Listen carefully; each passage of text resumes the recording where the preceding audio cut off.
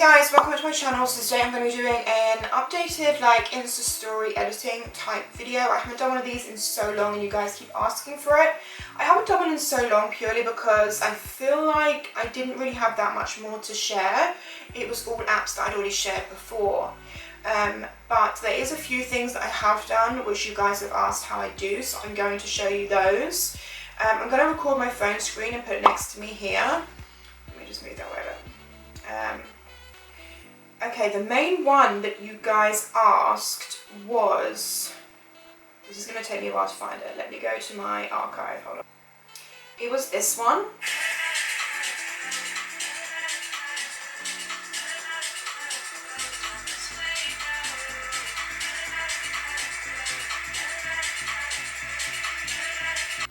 So it was that one, which basically, all it is I've recorded my phone screen while shooting pictures. So like I can't show you because I'm recording my phone screen right now, as you can see, the little red button. But it is just a record phone screen. So when you're taking some pictures, you don't have to do this every time because you'd be just stuck with loads of videos of you taking pictures of yourself. But I do it occasionally because it makes really cool videos. And you can put it on your stories. I think you guys like to see behind the scenes, so it definitely shows you like a behind the scenes of how I shoot pictures. So that's how I did it, and then all I did was just use InShot, I believe, to just like, I use InShot pretty much for every single Insta story. I have told you that before, but in case you're new here, then InShot is a great on-the-go app to edit any kind of video. Whether you want to edit like a proper Instagram, like makeup tutorial, or you want to edit like a little quick lookbook. Penny's snoring next to me, sorry about that.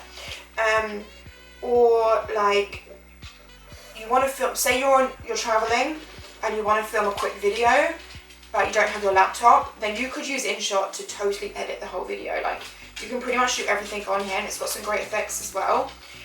The main reason I use this though is because, I wonder if I can find that video. Okay, so as you can see, you can see that's a phone screen shooting. So all I would do is I'll put it on story size and just zoom in. You could choose to leave quite a lot of the actual phone, like you can see everything down the bottom, or you could actually just zoom all the way in and keep me guessing, because I feel like if you zoomed in all the way and covered up everything like this, then it's actually a lot harder to see that that is what you've done. But I think it's cool because you get like the yellow square in the face, you get the grid, like it just looks cool. And then let me just get rid of these other ones, so I don't need to show you all three of them. And then quite often what I do in here is I might add an effect. If you go to, I haven't got my glasses on. If you go to effect, there's some effects on here which are quite cool. There's a new one called Beats, which I haven't actually tried yet, but that's actually quite cool. Like if you put it to a song, that would be really sick. Anyway, the one I use quite a lot is Ghost, this one here. And it's when it makes it like this. So can you see it's all kind of like flowing and blurry. You can choose to make it more, like that, or you can choose to make it slightly less, so it just gives you a slight delay, like that. And I quite often also in here, so like maybe do that, and then I'd quite often slow down the clip. So I'd go to speed and I'd slow it down to like say maybe 60%. So you could speed it up or slow it down, and then you get obviously a longer video, and it just looks kind of cool, and it's like more movement. And it's also a great way for people to like see the outfit in movement, which I think I personally love that. Like if I see someone in an outfit that I quite like, but then I see it in a video format, I'm much more like, you can see it, you know, you can really see how it fits and how it moves, the textures, the fit basically. So that is the main reason why I do this, but I also do it because I know you guys like to see the behind the scenes of how I pose for pictures. I will be doing an updated, not even an updated, how I pose for pictures full length, because I've only really ever done selfie posing tips or like ugly location posing kind of thing, but like an actual dedicated video to how I pose for photos, I can do that for you because a lot of you have asked for that as well. So let me know if that is definitely something you want, and I will try and get on that ASAP because I'm slacking, not gonna lie. So yeah, that's what I do. And then the other app, if I just show you, this is my video effects folder, as you can see, video effects. So the ones that I use, that MultiCam is the one to record if you're vlogging on your phone and you want to do front and back record at the same time, that is the app I use. You guys have asked that. 8mm, don't really use anymore, but it is for that kind of 8mm film effect. Unfold, I don't really use anymore, but I occasionally do go on it, especially if you want something quick, like a quick template. Like they have lots of really good templates on here, so I definitely do occasionally come on here and just like pick a template. And then InShot, use the most. Mojo, I still use loads. I do really like this. They just released some new templates on here which are pretty cool, like this one for example. So it's like this type vibe. So you've got like a border, and you've also got this text, like masking tape thing, which you can get rid of, and you could choose to add your own text, and it's got a shitload of options on here. Like loads. I do have the pro version of this app though, so bear that in mind. If you don't have the pro version, then you might not get all of these templates, but I do recommend it, to be honest. So this is some other ones in this the new category. The other thing I will say is they do have a lot on here, like for example, like this one. I wouldn't use this, but it's quite a nice template if you like this more minimal type vibe. But the only thing I would say is if you imagine, like obviously when you put up stories, I've definitely really noticed this by the way, when you put up stories, obviously people get a preview, then people are more likely going to click on it. Whereas with these ones, if it's one like this, where it starts as a blank screen, then the preview they're seeing is actually just a white screen.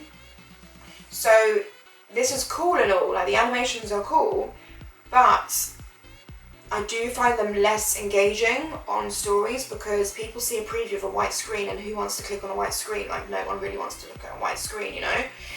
So if I was going to use one of these ones, I usually actually crop the video after to get rid of the animated beginning. That's just me. Maybe you're different. Maybe you guys don't find that, but that's just what I find.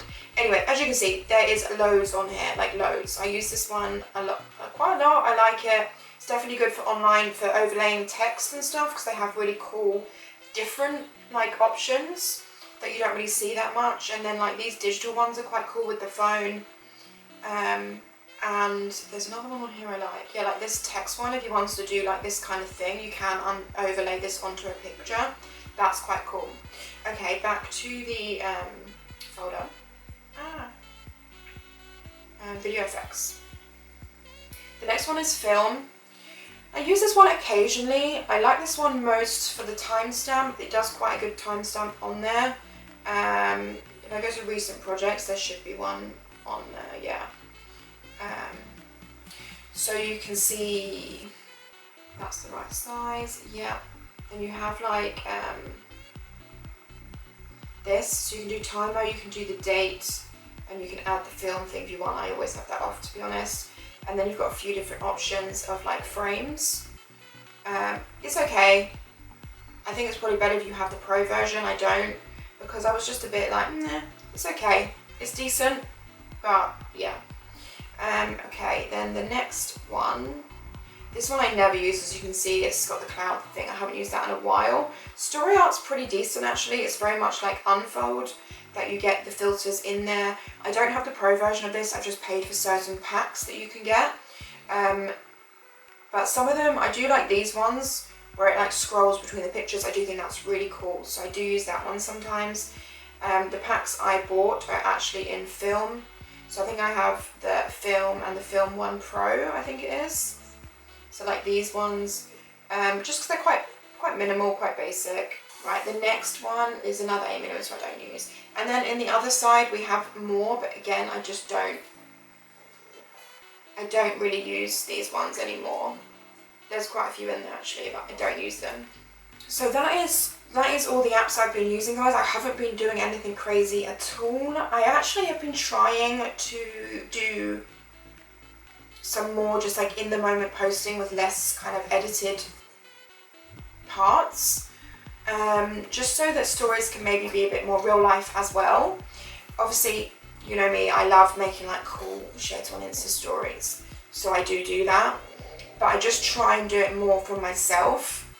Like from the layering photos, the record screen option, using live photos. I still do that all the time. If you don't know any of these things, I will leave, well actually they're all in my how I edit Instagram type videos. I've got playlists of them all, so you can click on the eye and they're in there, of how to use live photos best and all that kind of stuff. So I really hope this video was helpful, guys. I hope you got some insight into some more things I've been doing recently. And that's everything for today. I'll see you in my next video. Bye guys!